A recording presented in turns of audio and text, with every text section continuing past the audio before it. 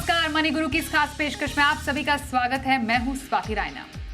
जुलाई महीने में mutual fund निवेशकों ने एक बार फिर से नए कीर्तिमान बना दिए हैं। पिछले महीने म्यूचुअल फंड में एसआईपी के जरिए 23,332 करोड़ रुपए का रिकॉर्ड निवेश आया और इक्विटी में ही नहीं बल्कि जुलाई में डेट, इक्विटी के साथ साथ हाइब्रिड तीनों कैटेगरी में जमकर इन्वेस्टमेंट हुई है। तो आज हम आपको बताना चाह रहे हैं कि अगर आप भी म्यूचुअल फंड में निवेश करना चाहते हैं तो अभी सही समय है। कैसे आप इन्वेस्ट करें, क्या एसआईपी से ही आप मुनाफा कमा सकते हैं, फिर कुछ और भी आपके पास स्ट्रैटेजी है, इस पर रहने वाली है आज की हमारी खास चर्चा। हमारे साथ खास एक्सपर्ट्स हैं, उनका परिचय करा देते हैं। ऑप्टिमम मनी के एमडी पंकज मटपाल और निमित कंसल्टेंसी के फाउंडर नितेश बुद्धदेव हमारे साथ हैं। पंकज जी और नितेश, बहुत स्वागत करते हैं मनी गुरु के आज के इस खास कार्यक्रम में। सबसे पहले जिक्र करना बहुत ज़्यादा ज़रूरी है एसआईपी नंबर्स का। एक बार फिर से इन्वेस्टर्स ने अपनी ताकत दिखाई है और इस बार तो एक लंबा जंप मार के बाद हमने 23,000 करोड़ का आंकड़ा पार होते हुए देखा है। पंकज जी, सबसे पहले इन आंकड़ों पर क्या कहेंगे? स्वाति जी नमस्कार। नितेश जी नमस्कार। स्वाति जी बिल्कुल, देखिए 21,000 से सीधा 23,000, बीच में 22,000 को छोड़ दिया तो बहुत तेज़ी से मार्केट बढ़ रहा है। बहुत तेज़ी से निवेशकों का इंटरेस्ट जो है म्यूचुअल फंड्स में, भरोसा जो है वो बढ़ रहा है। और सीधी सी बात है, एक तो म्यूचुअल फंड्स ने बहुत मदद की है इन्वेस्टर्स की वेल्थ क्रिएशन में, और जितना मतलब ईज ऑफ इन्वेस्टिंग है, अवेयरनेस है, इसका फ़ायदा मिल रहा है। तो मुझे उम्मीद है अब आने वाले समय में शायद तेज़ी और भी बढ़ेगी और इन्वेस्टर्स की इससे मदद ही होगी वेल्थ क्रिएशन में। बिल्कुल बिल्कुल, इन्वेस्टर्स की बड़ी मदद होगी इसमें। और नितेश, जिस तरीके से ना सिर्फ इक्विटी बल्कि हर एक कैटेगरी में एक अच्छा इन्वेस्टमेंट आया है, डेफिनेटली एसआईपी बुक भी बढ़ी है, एयू में बढ़ोतरी दर्ज की गई है, लगभग 13 लाख करोड़ रुपए तक पहुंचा है। मतलब जो वेल्थ क्रिएशन की जर्नी है उसमें एसआईपी जो है वो काफ़ी ज़्यादा हिट साबित हो रही है। बिल्कुल स्वाति, थैंक यू आज शो में इन्वाइट करने के लिए। पंकज जी नमस्कार। स्वाति, जैसे आपने बोला और जैसे पंकज जी भी जिक्र कर रहे थे, 23,000 करोड़ का आंकड़ा बहुत महत्वपूर्ण है मेरी मानना है। अभी हमने निफ्टी को देखा है 25,000 छूते हुए। मुझे लगता है सिप बुक भी जल्दी से 25,000 करोड़ छू जाएगी, क्योंकि कुछ आंकड़े देख रहा था स्वाति, लास्ट जुलाई में ये कुछ 15,000 करोड़ पे थी और जुलाई 22 में ये 12,000 करोड़ पे थी। तो अगर मैं परसेंटेज टर्म्स में देखूँ तो लास्ट ईयर के कंपेयर में 53% का इधर बढ़ोतरी दिखी गई है। और उसके सामने अगर मैं 2 साल पहले का देखूँ तो लगभग ऑलमोस्ट डबल होने पे आई है। तो काफ़ी अच्छा कॉन्फिडेंस है, जैसे पंकज जी ने बताया। उसके साथ ही लगभग 64 लाख करोड़ अभी म्यूचुअल फंड इंडस्ट्री पूरा एयूएम मैनेज कर रही है। उसमें सिप बहुत ही जैसे लोगों ने फ़ायदा देखा है ऑलरेडी और सिप बहुत ही फ़ायदेकारक हुई है। तो शायद आजकल सब ने एटलीस्ट एक्सेप्ट कर लिया है कि आपकी सिप तो होनी ही चाहिए, और वो देखने को मिल रहा है साथ ही।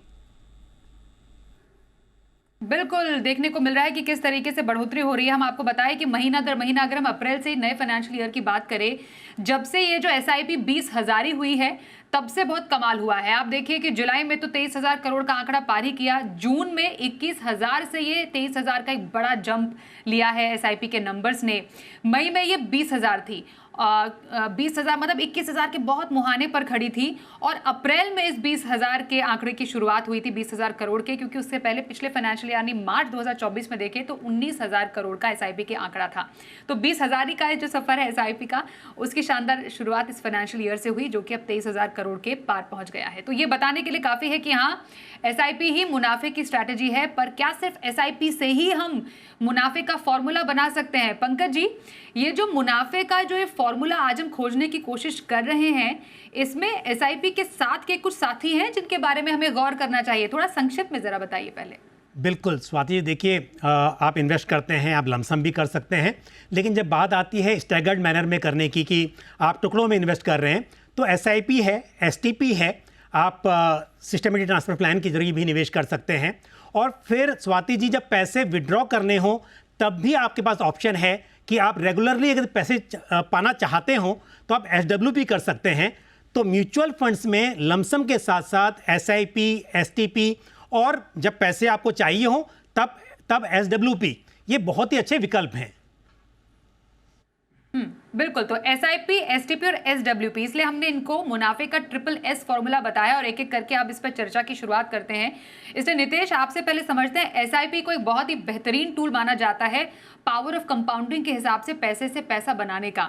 लेकिन पैसा कितना बढ़ता है, कितना बढ़ा सकते हैं, कितनी देर में बढ़ा सकते हैं, ये लोगों के मन में सवाल रहता है। तो पहले SIP की खूबियां बताएं और उस खूबियों के दम पर ये पैसा हम दुगना या तिगना कैसे कर सकते हैं, कब तक कर सकते हैं? बिल्कुल स्वाति, मुझे लगता है जैसे हम SIP बुक देख रहे हैं और जो हिसाब से म्यूचुअल फंड में फ्लो देख रहे हैं SIP के जरिए, लगता है कि फ़ायदे तो स्वाति शायद सबको पता है। जैसे हम छोटे अमाउंट 500-1000 रुपये से भी आप SIP शुरू कर सकते हो और आपको पता है कि महीने दर आप डालते जाते हो तो कितना बड़ा एक कॉर्पस क्रिएट हो सकता है। पर हम इक्विटी की बात करते हैं, जब SIP की बात करते हैं तब तो एटलीस्ट ये मानते हैं कि हमको एक लॉन्ग टर्म के लिए इन्वेस्टेड रहना है।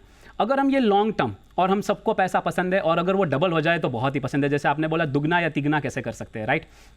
तो हमारे पास जब लमसम की बात आती है स्वाति, तो हमको पता है कि 72 का फॉर्मूला है। बहुत ही ईजी तरीके से आप कैलकुलेट कर सकते हो कि आप 1 लाख लमसम डाल रहे हो और लगभग 6 साल तक निवेश रहते हो तो आपका 6 साल में पैसा डबल हो सकता है। 72 डिवाइडेड बाय 12% रिटर्न मिलता है तो 6 साल में डबल। पर ऐसा कोई फॉर्मूला स्वाति मौजूद नहीं है मार्केट में जहां से आप SIP के जरिए आप कितना पैसा कैसे डबल कर सकते हो। तो हमने एक बैक कैलकुलेशन से एक फॉर्मूला बनाया है। तो अगर मान लीजिए आपको SIP कर रहे हो एक सिर्फ 10,000 रुपये की और आपको 12% रिटर्न मिलता है, तो अगर ये SIP आप 125 मंथ्स तक करते हो, मतलब आपने 10,000 डाल के जोड़ दिए 12,50,000 और ये 125 मंथ्स में आपके 12,50,000 जो है वो 25 लाख हो जाएंगे। मतलब आपने जो टोटल इन्वेस्टमेंट किया है वो आपका कॉर्पस डबल हो जाएगा। तो ये बैक कैलकुलेशन से हमने निकाला है। मान लीजिए स्वाति, इधर अगर 12% की जगह आपका पोर्टफोलियो थोड़ा कंजर्वेटिव है, आपने 10% रिटर्न अज्यूम किया है, तो आपको 150 मंथ्स में आपके पैसे डबल होते हुए उधर दिख रहे हैं। मतलब आप 10-10 हज़ार की SIP करके आप टोटल निवेश करेंगे 15 लाख रुपए 150 महीने में और वो हो जाएंगे आपके 30 लाख रुपए। और अगर ये 7% का हम अगर पकड़े के कोई RD जैसी कोई चीज़ में इन्वेस्ट करता है तो उनको लग जाएंगे लगभग 215 महीने, कि जो 215 महीने में जो वो निवेश करेंगे वो हो जाएगा डबल।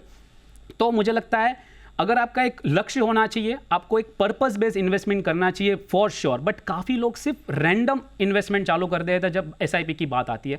तो मुझे लगता है एटलीस्ट आप 6 साल 8 साल 10 साल का लक्ष्य लेके आते हो तो उसके साथ और एक एटलीस्ट लक्ष्य जोड़ दीजिए कि मुझे ये पैसे जो मैं निवेश कर रहा हूँ ना, मुझे ये पैसे को डबल करना है। एटलीस्ट उधर से आप शुरुआत कर सकते हो। फिर ऑफकोर्स आपको माइग्रेट होना है गोल बेस्ड प्लानिंग में या पर्पस ड्रिवन इन्वेस्टमेंट से स्वाति। ओके, तो SIP से कैसे मुनाफा डबल कर सकते हैं उसकी कुछ एक कैलकुलेशन बताई नितेश ने कि कैसे अगर 12% का अनुमानित रिटर्न है तो उससे कैसे आप कॉर्पस डबल कर सकते हैं। 10% या फिर 7% का भी एक बहुत ही मिनिमम टाइप का, बहुत ही सामान्य सा अगर आपको मिल जाता है जो रिटर्न है, अनुमानित रिटर्न है 215 महीने में, आप मानिए 10,000 की SIP है उसको डबल कर पाएंगे।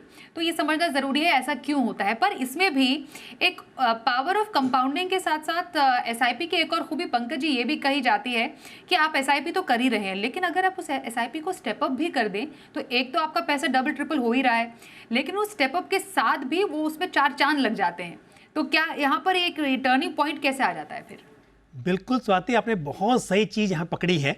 देखिए, जब हम बात करते हैं लॉन्ग टर्म की तो अक्सर लॉन्ग टर्म में डेफिनेटली हम उम्मीद करेंगे कि आपकी इनकम बढ़ेगी। अब आपकी SIP अमाउंट सेम क्यों रहे, अगर आप शुरुआत में 5,000 या 10,000 से भी शुरुआत करते हैं, बट यहाँ पर बिल्कुल स्कोप रहेगा कि हर साल आप SIP के अमाउंट को बढ़ा सकते हैं। और जैसा अभी नितेश ने बताया कि अगर आप 10,000 रुपये महीना निवेश करते हैं और आपको 125 महीने लगेंगे पैसा डबल करने के लिए, लेकिन वहीं यदि आप हर साल जो भी आपकी इनकम बढ़ रही हो 7% 10% जितना भी मुमकिन हो तो आपको उससे भी आधा समय लगेगा। तो इसके लिए ज़रूरी है कि जैसे जैसे इनकम आपकी बढ़ती जाती है आप अपनी SIP अमाउंट को ज़रूर बढ़ाएं। अदरवाइज़ अगर वही पैसा जो कर रहे हैं आप उसी से करते रहेंगे तो पैसा डबल तो होगा, लेकिन क्योंकि पैसे की वैल्यू कम हो जाएगी समय के साथ, तो शायद जो गोल आप अचीव करना चाहते हैं उस वक्त हो सकता है कि उसकी कीमत बढ़ जाए। तो इसलिए ज़रूरी है कि आप जो भी SIP की शुरुआत करें हर साल एक फिक्स परसेंटेज से उसे बढ़ाएं, और साथ ही जब भी आपको कुछ एक्स्ट्रा इनकम हो, आपका बोनस हो, इंसेंटिव हो या आपके बिजनेस में कोई अलग से इनकम हो, तब भी आप टॉपअप करते रहें। ओके, तो एसआईपी ना सिर्फ कमाल का एक टूल है इन्वेस्टमेंट करने का, पैसे डबल करने का, बल्कि जो स्टेप अप एसआईपी है उससे भी एक स्टेप आगे है। तो इसलिए कहते हैं कि सिर्फ एसआईपी मत करो, स्टेप अप करो एसआईपी को, मतलब अपने निवेश के साथ साथ अपने इनकम के साथ साथ एसआईपी की मात्रा बढ़ाते जाएं। वेरी क्विकली नितेश, आपके इस एसआईपी पोर्टफोलियो में कौन से फंड शामिल होते हैं? बिल्कुल, एक आपके गोल के हिसाब से और आपके रिस्क प्रोफाइल से होनी चाहिए। बट अगर एसआईपी का एक पोर्टफोलियो देखने जाए और मैं अगर 3 स्कीम के नाम बता पाऊँ तो पराग परिक फ्लेक्सी कैप फंड है, जो एक फ्लेक्सी कैप कैटेगरी में आता है, एक वो फंड है। दूसरा है निपॉन मल्टी कैप, जहाँ पे 50% 25% mid cap, 25% small cap and 25% large cap रहेगा। और थर्ड है Kotak equity Contra fund. Okay, तो 3 फंड्स हैं। और पंकज जी, आपके एसआईपी के पोर्टफोलियो लिस्ट में कौन से फंड आप रेकमेंड करेंगे? मेरे हिसाब से कोटक का मल्टी कैप फंड आप शामिल कर सकते हैं, Motilal Oswal large and mid cap fund, और साथ ही Nippon India flexi cap fund. Okay, तुम्हारे दोनों ही जो गेस्ट हैं उनकी जो पसंद है काफ़ी वाइड है। मल्टी कैप दोनों को पसंद है, फ्लेक्सी कैप भी दोनों को पसंद है। बस इसमें यह है कि एक लार्ज और मिड कैप और अगर एक कॉन्ट्रा फंड का अगर एक कॉम्बिनेशन हो जाए तो क्या ही कहने। तो ये आप एसआईपी से अपना एक बहुत अच्छा वेल्थ क्रिएशन का एक अच्छा पोर्टफोलियो बना सकते हैं। पंकज जी, चलिए, ये तो बात हुई एसआईपी की, जो कि एक मैजिकल टूल है और जिस तरीके से इन्वेस्टमेंट बढ़ रही है उससे तो लग ही रहा है कि एसआईपी लोगों को भा भी रही है। लेकिन एसआईपी के साथ साथ 2 और ऐसे जो एक फॉर्मूला के साथी हैं जिनके मैजिक को समझना बहुत ज़रूरी है, जिसको कहते हैं सिस्टमैटिक ट्रांसफ़र प्लान। ज़रा समझाइए। सिस्टमैटिक ट्रांसफ़र प्लान कहा जाता है कि बाजार में जब उतार चढ़ाव होता है, लोग कहते हैं कि बाजार नीचे है, क्या एकजुट पैसा लगा दिया जाए।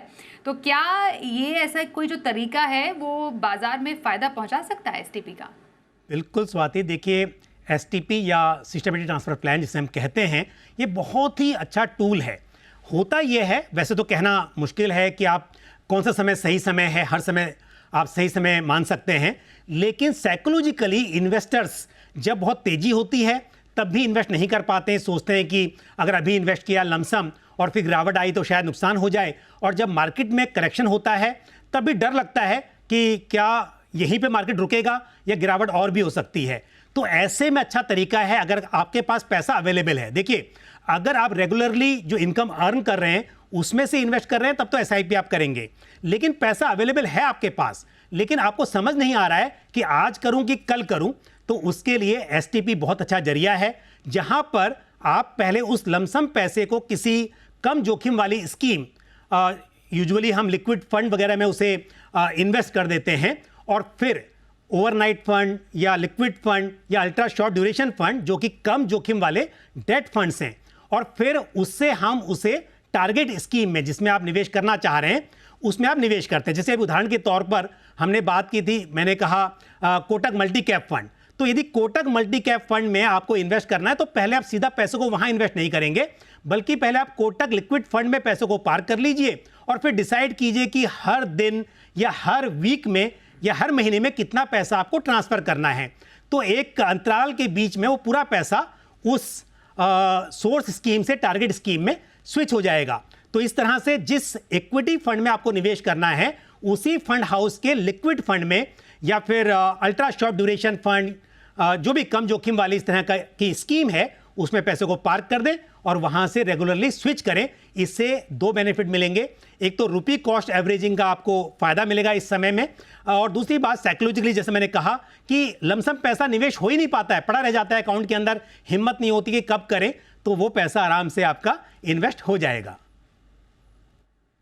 बिल्कुल। तो कई बार लोग अपना जो पैसा है, अनयूज्ड पैसा है, वो आपके सेविंग्स अकाउंट में रखते हैं। सेविंग्स अकाउंट में मिलता ही कितना आपको ब्याज है। उससे बेहतर है कि आप अगर एक एसटीपी के जरिए पैसा डालते हैं, जैसा बताया पंकज जी ने, कि आप एक डेट फंड से लिक्विड फंड में डालिए और इवेंचुअली आपका जो टारगेट है वो एक या तो किसी इक्विटी या फिर हाइब्रिड फंड में शिफ्ट करने का है। तो ये एक तरीका है जिससे आप एसटीपी का फ़ायदा उठा सकते हैं।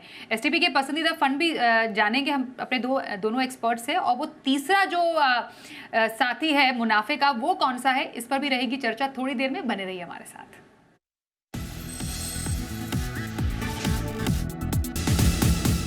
मुनाफे की SSS स्ट्रैटेजी, इस पर चल रही है खास चर्चा हमारी, और आपको बताएं हमारे साथ ऑप्टिमम मनी के एमडी पंकज मटपाल है, निमित कंसल्टेंसी से नितेश बुद्धदेव है। हमने कुछ देर पहले एसआईपी की बात की, जो कि एक मैजिकल टूल है वेल्थ क्रिएशन का, सिस्टमैटिक इन्वेस्टमेंट प्लान। फिर हम चर्चा कर रहे थे एसटीपी यानी सिस्टमैटिक ट्रांसफर प्लान की, जिससे आप एक मुश्त पैसा लगा सकते हैं बाजार में, बाजार की उथल पुथल का भी फायदा उठा सकते हैं।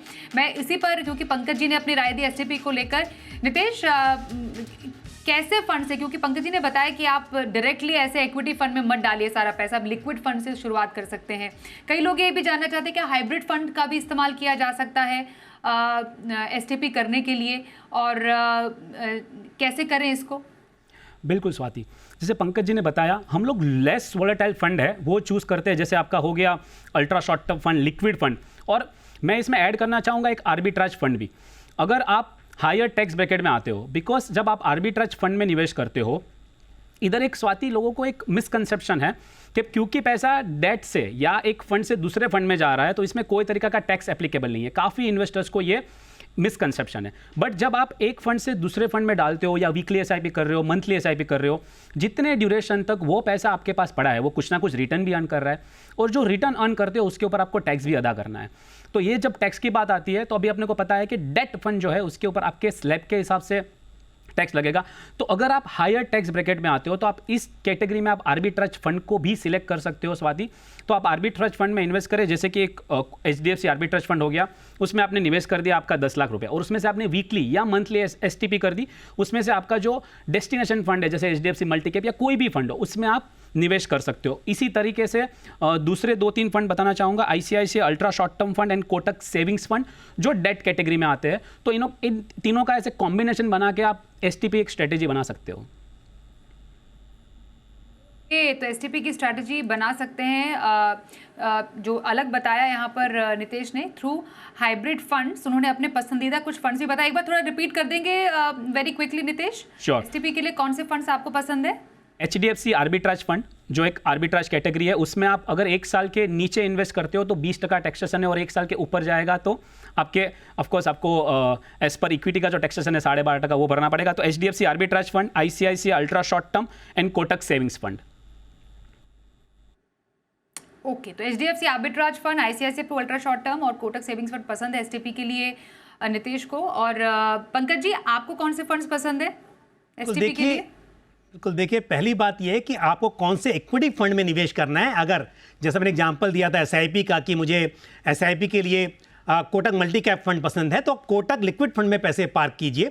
इसी तरह से यदि Motilal Oswal large and mid cap fund में कर रहे हैं तो मोतीलाल ओसवाल लिक्विड फंड में आप पैसे पार्क करके फिर एसटीपी कीजिए।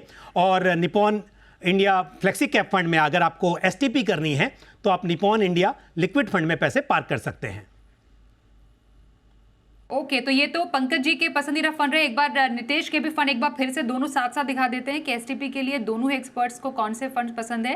पंकज जी की पसंद है Kotak liquid fund, Motilal Oswal liquid fund, Nippon India liquid fund, और नितेश की राय है जैसा उन्होंने बताया कुछ हाइब्रिड फंड्स उन्होंने चूज किए, HDFC arbitrage, ICICI pro ultra short और कोटक सेविंग्स फंड। तो चलिए, ये तो हमने एसटीपी की अब बात की। अब आते हैं तीसरे पिलर की तरफ, जो हम एक स्ट्रैटेजी की बात कर रहे हैं, वो है SWP। कई बार कुछ साल पहले तक शायद लोग इसकी पावर नहीं समझते थे पंकज जी, पर ये SWP, ये जो मैजिकल टूल है, कैसे काम करता है और कैसे ये आपको रेगुलर आय देने के लिए एक बेहतरीन विकल्प साबित हो सकता है, सिस्टमैटिक विड्रॉल प्लान। बिल्कुल स्वाति जी, देखिए एसआईपी तो बहुत पॉपुलर हो गई, इसमें कोई डाउट नहीं है। अभी SWP जो है ये भी बहुत पॉपुलर होती जा रही है, क्योंकि आपके रेगुलर कैश फ्लो को मैनेज करने के लिए इससे बहुत मदद मिल सकती है। ऐसा नहीं है कि SWP मतलब कोई ऐसी चीज़ है कि आपने अभी इन्वेस्ट किया और आपको पैसे विड्रॉ करने ही हैं। ये उन लोगों के लिए है जिन्हें ज़रूरत है, यानी कि स्पेशली हम बात करें रिटायरमेंट की, तो रिटायरमेंट के बाद क्योंकि आपकी एक्टिव इनकम स्टॉप हो जाती है लेकिन ज़रूरतें आपकी बनी रहती हैं, तो ऐसे में जो ज़िंदगी भर पैसा आपने जमा किया है, म्यूचुअल फंड्स में आपने पैसे इकट्ठा कर लिया है और अब चाहते हैं कि उसे आप रेगुलरली विड्रॉ करें, एक साथ विड्रॉ करने की बजाय, या फिर आपने पहले इन्वेस्ट नहीं किया, आपके पास पैसा मिला है, हो सकता है रिटायरमेंट बेनिफिट्स के रूप में पैसा हो, उसे आप इन्वेस्ट कर दें म्यूचुअल फंड्स में और वहां से आप डिसाइड करें कि हर महीने कौन सी तारीख को आपको पैसे चाहिए आपके अकाउंट में। तो जैसे एसआईपी में आपके अकाउंट से पैसे कटते हैं और म्यूचुअल फंड में इन्वेस्ट होते हैं, एसडब्ल्यूपी में उसके विपरीत पहले पैसे आपके म्यूचुअल फंड में इन्वेस्ट होते हैं और वहाँ से जैसा आप डिसाइड करते हैं, जितनी अमाउंट आप डिसाइड करते हैं, उस तारीख को आपके अकाउंट में क्रेडिट हो जाते हैं। तो मतलब आपकी इनकम जो है, सैलरी रुकेगी, लेकिन एसडब्ल्यूपी के जरिए उतनी ही इनकम जितनी आप चाहें और जैसा प्लान करें आपके अकाउंट में रेगुलरली आती रहेगी। तो ये बहुत ही अच्छा जरिया है। बस ध्यान रखना चाहिए कि आपको किस तरह के फंड का चुनाव करना है यहाँ पर, ताकि लंबे समय तक आपको ये रेगुलर आय मिलती रहे। ओके, तो आपके नज़र में नितेश, जो एसडब्ल्यूपी है वो किस कैटेगरी के फंड से करना सही रहता है, और क्या ये सीनियर सिटीजन्स के लिए एक बेहतरीन तरीका, क्योंकि रेगुलर आय जो है वो सीनियर सिटीजन्स को काफ़ी ज़्यादा उनको ज़रूरत पड़ती है। तो एक स्टेज के बाद जब हम सीनियर सिटीजन्स की जो फाइनेंशियल प्लानिंग की बात करते हैं, तो उनके लिए एक तरीका हो सकता है इक्विटी मार्केट में आने का भी और उससे रेगुलर आय पाने का भी। बिल्कुल स्वाति, जैसे पंकज जी बता रहे हैं, मैं बिल्कुल सहमत हूँ। जितना एसआईपी को पॉपुलैरिटी मिला है, शायद एसडब्ल्यूपी को अभी मिल रहा है, पर उतना डिस्कस नहीं हुआ है। तो बहुत ही टाइमली टॉपिक है, बिकॉज हम इन्वेस्ट तो कर देते हैं, पर उसमें से एग्जिट कैसे होना है। क्या मुझे, जो मेरा कॉर्पस था 5 करोड़, मैंने बना लिया 5 करोड़, मेरा गोल था, मेरा रिटायरमेंट कॉर्पस, अभी ये 5 करोड़ का करूँ क्या? उसको उठा के पूरा मेरे को एफडी में डाल देना है? नहीं। अगर इसको हम एसडब्ल्यूपी के माध्यम से, उसमें से आपको क्या कैश फ्लो की आवश्यकता है, आपका पर मंथ कितना एक्सपेंस है, एक ये देखना है। इसमें 2 और चीज़ मैं ऐड करना चाहूँगा before I go to the category Swati, कि आपका जो टोटल कॉर्पस जो आपने क्रिएट किया है उसका 5% से ज़्यादा विड्रॉल रेट ना रखें। मतलब अगर आपका 1 करोड़ का कॉर्पस है तो साल में आप 5 लाख के ज़्यादा पैसा उसमें से विड्रॉ ना करें, कोई भी कैटेगरी में आपने निवेश किया हो, बिकॉज अल्टीमेटली वो इक्विटी, हाइब्रिड या डेट, जो भी कैटेगरी है, कुछ ना कुछ उसमें वॉलेटिलिटी रहेगी। तो आपका कैपिटल नेगेटिव ना जाए या आपको ज़्यादा शॉक ना लगे, व्हेन आई से वॉलेटिलिटी का शॉक ना लगे, तो इसके लिए 5% से कम आप टोटल विड्रॉल रेट रखें। और जब कैटेगरी की बात आती है तो इसमें आप एक तरीके से पोर्टफोलियो डिज़ाइन कर सकते हो, उसमें आप इक्विटी कैटेगरी भी रख सकते हो। पर जब हम एसडब्ल्यूपी, जो फंड में से हम विड्रॉल लाना चाहते हैं, ये एक कॉम्बिनेशन हो सकता है डेट एंड हाइब्रिड कैटेगरी का। तो अगर मैं कैटेगरी की बात करूं स्वाति, तो balance advantage category and equity savings category, ये दोनों टैक्स के माध्यम से भी मुझे बहुत ही एडवांटेज लग रही है। एट द सेम टाइम इसमें वॉलेटिलिटी इक्विटी के सामने काफ़ी कम है। तो एक ओवरऑल पोर्टफोलियो जो आपका बना है, उसमें से ये 2 कैटेगरी से में आप विड्रॉल चालू कर सकते हो। Equity savings and balance advantage दोनों ही हाइब्रिड कैटेगरी है। ओके, और इसमें कौन से फंड पसंद है आपको नितेश? बिल्कुल स्वाति, जब ये बास्केट की बात कर रहे हैं हम एसडब्ल्यूपी की, तो ICICI balance advantage fund, Edelweiss balance advantage fund and Kotak equity savings fund, ये तीनों का एक कॉम्बिनेशन करके, जैसे मैंने बताया, दोनों ये हाइब्रिड कैटेगरी में आते हैं तीनों फंड, बट ऑफकोर्स उसमें equity savings and balance advantage को एक बास्केट बनाया है, तो एक आप अच्छा रिटर्न भी पा सके और वॉलेटिलिटी भी उसमें कम हो। ओके, तो ये कुछ फंड्स है। और पंकज जी, आपकी इस कैटेगरी में क्या राय रहेगी, बेसिकली इस स्टाइल में क्या राय रहेगी, एसडब्ल्यूपी कैसे फंड से किया जाए? बिल्कुल, देखिए स्वाति जी, अभी नितेश ने जो बात कही कि आप सिर्फ 5% तक का ही विड्रॉ करें। कई बार निवेशक ये बात पूछते हैं कि अगर आप बोल रहे हो कि 12% साल का रिटर्न मिल सकता है म्यूचुअल फंड में, तो हम 1% एवरी मंथ क्यों ना कर लें? तो 2 कारण हैं। एक तो ये, क्योंकि गारंटीड नहीं है, आपने विड्रॉ तो कर लिया, उतना अगर प्रॉफिट नहीं हुआ तो मतलब कैपिटल में से पैसा विड्रॉ करेंगे। दूसरी बात यह है कि प्रॉफिट हो भी गया और आपने पूरा प्रॉफिट विड्रॉ कर लिया, तो इसका मतलब तो ये हुआ कि अगले साल भी आप उतना ही पैसा विड्रॉ कर पाएंगे। लेकिन समय के साथ क्योंकि आपके खर्चे बढ़ेंगे महंगाई की वजह से, तो यदि आप शुरुआत में विड्रॉल कम करेंगे तो आने वाले समय में स्कोप रहेगा कि आप ज़्यादा विड्रॉ कर सकते हैं। तो इसके लिए हमेशा शुरुआत में, मतलब साल दर साल, आप अगर चाहते हैं कि आपकी इनकम ज़्यादा बढ़ती रहे तो आपको विड्रॉल कम करने चाहिए। ये जो 1% हर महीना विड्रॉ करने वाला कुछ शायद कॉन्सेप्ट है या लोग कई बार इस बात को सुनकर आते हैं, तो मेरे हिसाब से वैसा नहीं करना चाहिए। आप विड्रॉल जो है 0.5% पर मंथ, या जैसे साल में 5% की बात हुई, उतना ही करें। दूसरी बात, जहाँ तक कैटेगरी का सवाल है, देखिए यदि आपने पहले से इन्वेस्टमेंट किया हुआ है तब तो ठीक है, पैसा बढ़ गया होगा और आप प्रॉफिट में से विड्रॉ कर रहे होंगे। लेकिन अभी आप अगर इन्वेस्ट कर रहे हैं तो शुरुआत में आप इक्विटी सेविंग्स फंड्स या कंजर्वेटिव हाइब्रिड फंड्स, इस तरह के फंड से करें, और कुछ साल तक जब पैसा और बढ़ जाए तब आप अग्रेसिव हाइब्रिड फंड्स या फिर डायनेमिक एसेट एलोकेशन फंड्स जो होते हैं उनसे आप विड्रॉ कर सकते हैं। तो यदि हमें फंड्स के मैं नाम कुछ बताऊं तो जैसे ICICI prudential balance advantage fund एक अच्छा फंड हो सकता है इस कैटेगरी में। एक्सिस बैलेंस एडवांटेज फंड आप रख सकते हैं, और ऐसे ही एडलवाइज अग्रेसिव हाइब्रिड फंड, इसे आप शामिल कर सकते हैं। इस तरह के फंड से आप SWP कर सकते हैं। ओके, तो ये रहे पसंदीदा फंड्स पंकज जी की तरफ से। तो पंकज जी ने ICICI Pru balance advantage fund, axis balance advantage fund, Edelweiss aggressive hybrid fund पसंद किया है SWP इन्वेस्टमेंट के लिए। तो आज हमने मुनाफे की SSS स्ट्रैटेजी को डिस्कस किया अपने दोनों ही एक्सपर्ट्स के साथ। धन्यवाद करेंगे इसकी अहमियत बताने के लिए। और मनी गुरु में भी आज के लिए बस इतना ही। वक्त एक ब्रेक का हो गया है। देखते रहिए जी बिजनेस।